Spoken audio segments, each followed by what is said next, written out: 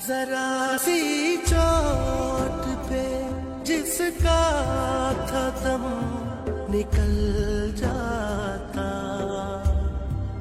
उसी ने खून में नहाया तेरा बदन देखा।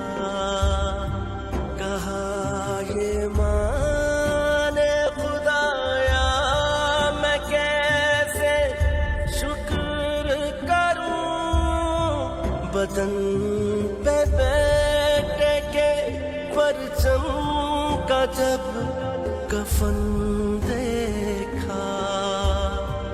जब